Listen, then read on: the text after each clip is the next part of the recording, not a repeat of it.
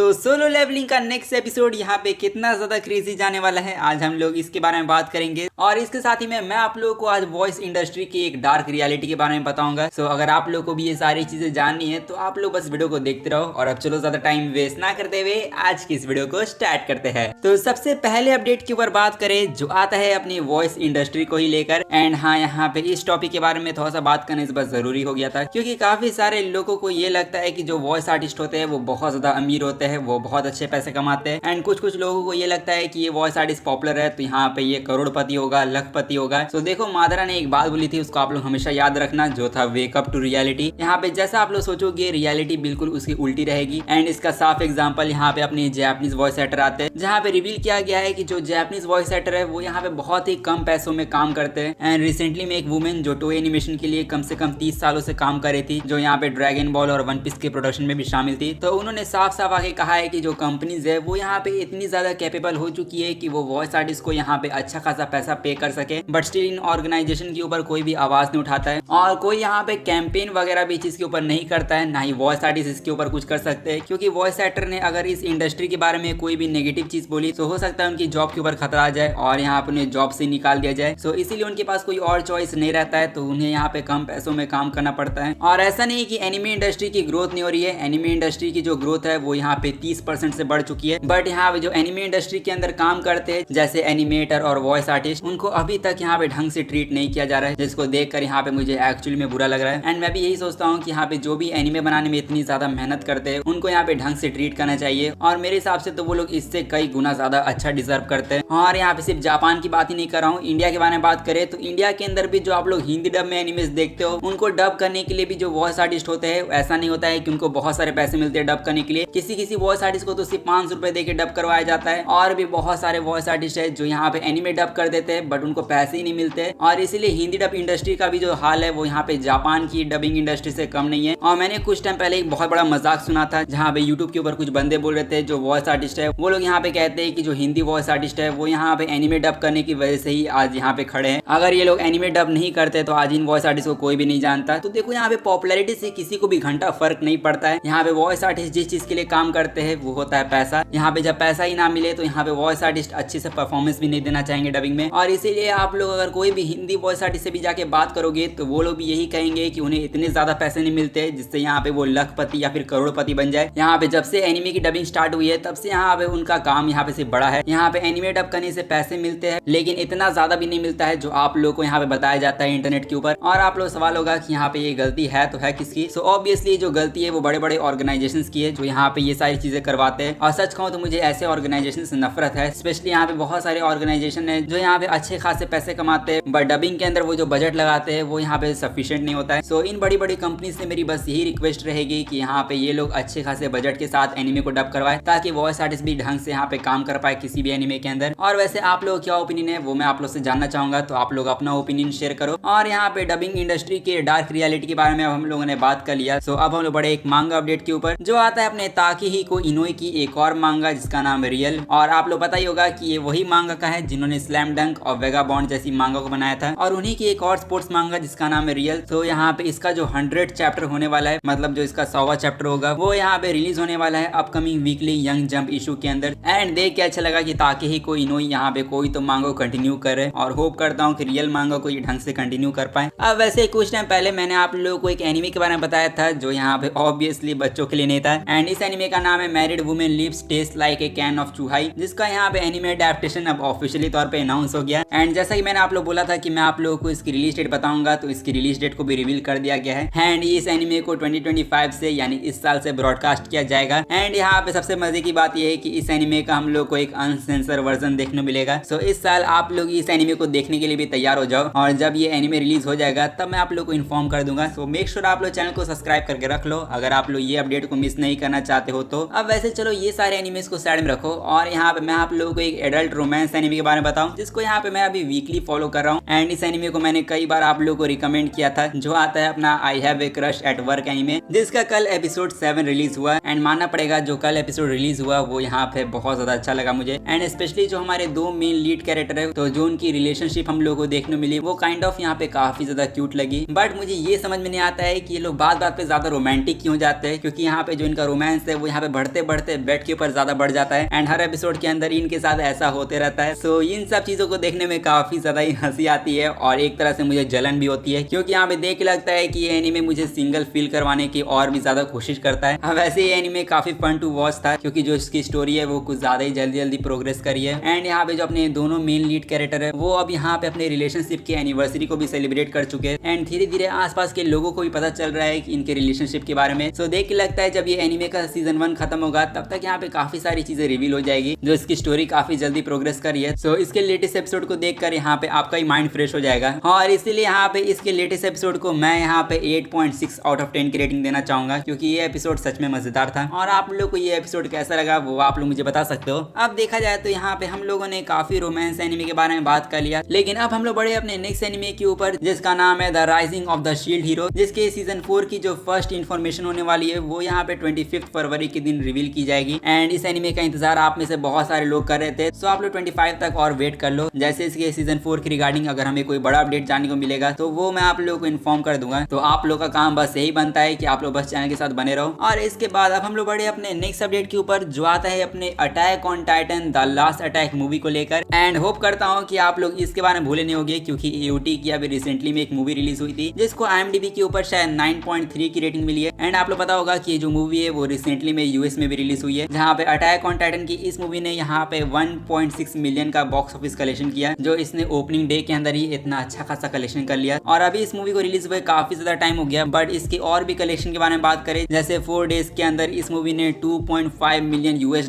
का भी नंबर सरपास कर दिया एंड मानना पड़ेगा कि ये बस एक रिकैप मूवी थी जिसके अंदर हमें बस एक न्यू पोस्ट क्रेडिट सीन देखने को मिला, बट स्टिल यहाँ पे इस मूवी को लोगों ने काफी ज्यादा एंजॉय किया। और यहाँ पे US वालों की किस्मत अच्छी थी कि उन्हें ये मूवी देखने को मिल गई, बट हमारे जैसे जो इंडियन एनिमे फैंस है उनकी किस्मत अच्छी नहीं है, या फिर इंडिया छोड़ो पाकिस्तान, बांग्लादेश, यहाँ पे लिटरली पड़ोसी कंट्री में भी ये मूवी रिलीज नहीं हुई, जो सच कहूँ तो यार बहुत ज्यादा ही बुरा लगता है। हाँ, और यहाँ पे जलन वाली फीलिंग भी आती है, बट अगर ये मूवी OTT या फिर पायरेटेड साइट के ऊपर अवेलेबल हो जाती है तो उसको लेकर मैं आप लोग को इन्फॉर्म कर दूंगा। बट अभी फिलहाल के लिए जितने भी AOT फैंस है वो अभी इंतजार के सिवा कुछ नहीं कर सकते। अब वैसे सफरिंग कंटिन्यू होते रहेगी, बट जरा अब लास्ट एनिमे के बारे में बात कर ले, जो आता है अपना solo levelling and solo levelling के हर एक एपिसोड का जो इंतजार है वो यहाँ पे 1 साल से तो कम का लगता नहीं है लोगों को, बट अब लोगों की नजर है सोलो लेवलिंग के सीजन 2 के एपिसोड नंबर 8 के ऊपर, जिसके अंदर हम लोगों को एक बैडेस्ट फाइट देखने को मिलने वाली है और ये फाइट होने वाली है अपने shadow monarch versus demon monarch की फाइट। और अब जरा बात करें कि एपिसोड 8 के अंदर यहाँ पे कितने सारे चैप्टर को कवर किया जाएगा। सो एपिसोड 8 जो होगा वो यहाँ पे चैप्टर 82 से लेकर चैप्टर 87 तक कवर किया जाएगा एंड हाँ, आप लोग सोच रहे होंगे कि यहाँ पे इतने सारे चैप्टर को एक एपिसोड में कवर किया जाएगा तो यहाँ पे सीन कट होंगे या नहीं। सो इसका आंसर ऑब्वियसली हाँ है। यहाँ पे मैं देख रहा हूँ कि सोलो लेवलिंग का जब भी कोई न्यू एपिसोड रिलीज होता है तो उसके अंदर काफी सारे मानवा सीन्स को कट कर दिया जाता है और यहाँ पे ये चीज सोलो लेवलिंग फैंस को बिल्कुल ही पसंद नहीं है। और अब इस एपिसोड 8 के अंदर कितने सारे सीन्स को कट किया जाएगा वो तो मैं नहीं जानता हूँ, बट ये जो एपिसोड होने वाला है वो इस पैनल के ऊपर एंड होगा, जो देख के लगता है कि फिर से हमें एक क्लिफ हैंगर तो देखने मिलेगा ही। बट इसके साथ ही में जो एपिसोड नंबर 9 होने वाला है सोलो लेवलिंग सीजन 2 का, उसका भी टाइटल रिवील किया जा चुका है, जिसका टाइटल है it was all worth it. जो आप लोग पता ही होगा कि इस एपिसोड के अंदर जिनवू जो है वो अपनी मॉम को वापस से हील करेगा और ये जो एपिसोड होगा वो यहाँ पे इमोशनल होना चाहिए, अगर यहाँ पे एनिमेशन स्टूडियो वाले ढंग से इमोशन दिखाए तो। और इस एपिसोड के अंदर जिनवू की इमोशन अगर ढंग से देखने को नहीं मिले तो फिर मैं A1 पिक्चर स्टूडियो से बहुत ज्यादा डिसअपॉइंट हो जाऊंगा। और जहां तक जेजू आइलैंड के बारे में बात करें तो जेजू आइलैंड आर्क भी आप लोगों को इसी एपिसोड में स्टार्ट होते हुए देखने को मिलेगा। अब वैसे यहाँ पे सोलो लेवलिंग की मानवा एनिमे दोनों को साइड में रखो और अब हम लोग बात करें एक बहुत ही डिफरेंट टॉपिक के बारे में, जो आता है सोलो लेवलिंग की वेब नॉवल को लेकर। एंड जितने भी लोग सोलो लेवलिंग रैग्नारॉक की वेब नॉवल को रीड करते हैं, यहाँ पे एक अभी काफी बड़ी चीज को रिवील किया गया है, जो यहाँ पे रैग्नारॉक के जो ऑथर डाउल है उन्होंने रिवील किया है, जो सोलो लेवलिंग रैग्नारॉक की वेब नॉवल है जिसके अंदर अपने संग जिनवू के बेटे की स्टोरी हमें देखने मिल रही है। सो इस नॉवल के अब तक 300 से भी ज्यादा चैप्टर रिलीज कर दिया गया है, बट गेस व्हाट, ये जो 300 चैप्टर हम लोग को देखने मिले वो यहाँ पे सिर्फ ओरिजिनल स्टोरी का एपिलॉग है। मतलब अभी तक सोलो लेवलिंग रैग्नारॉक की रियल स्टोरी स्टार्ट ही नहीं हुई है, ऐसी चीजें यहाँ पे इसके ऑथर कह रहे हैं। और अब जो इसकी रियल स्टोरी होगी वो यहाँ पे वेडनेसडे से स्टार्ट होगी। एंड इस चीज को देखने के बाद यहाँ पे सीरियसली मुझे ऐसा लगा जो यहाँ पे ऑथर डाउल है वो यहाँ पे अपने इचिरो ओडा जैसा बनना चाहते होंगे, और जैसे हमारे वन पीस के क्रिएटर 1000 एपिसोड सिर्फ वन पीस के इंट्रोडक्शन के लिए बना रहे, वैसे ही सोलो लेवलिंग रैग्नारॉक के 300 चैप्टर बस इसका इंट्रोडक्शन था। एंड जो रियल पिक्चर होगा वो अब स्टार्ट होगा, जो अब देख के समझ में आ रहा है कि यहाँ पे सोलो लेवलिंग रैग्नारॉक की जो स्टोरी है वो और भी ज्यादा एपिक जाने वाली है। और इसके साथ ही में आज की इस वीडियो को यहीं पर एंड करते हैं। सो ज्यादा अपडेट्स नहीं थे, बट जितने भी एनिमे अपडेट्स आए थे उनके बारे में मैंने बात कर लिया है। सो जाके अभी इस वीडियो को फटाफट लाइक कर दो और साथ ही ही में चैनल को भी जाके सब्सक्राइब कर देना। मैं मिलूंगा आप लोगों से नेक्स्ट वीडियो में, तब तक के लिए सायोनारा एंड पीस आउट।